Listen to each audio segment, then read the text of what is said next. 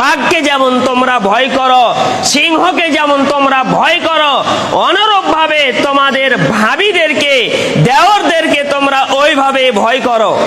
সম্মানিত উপস্থিতি, বলছিলাম, হে যুবক ভাই, আমি আপনাকে বলতে চাই, হে মেয়েরা, আমি আপনাদেরকেও বলতে চাই, আপনাদের মাথায় যদি একটা পেরেককে ভরে দেওয়া হয় 5 ইঞ্চি, তাহলে এটা সহ্য করে নিও, কিন্তু ওই ভাবির সঙ্গে গল্প করতে যেও না।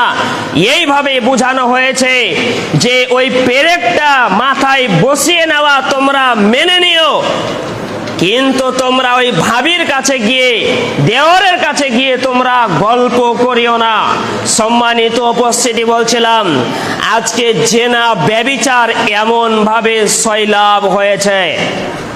আজকে আপনি এত উপার্জন করেন, কিন্তু সেই উপার্জনে বরকত নেই কেন? আজকে আপনি জেনা করেছেন, আজকে আপনি গুনহাতে লিপ্ত হয়েছেন, যার কারণে ওই উপার্জিত সম্পদে আপনার বরকত নেই।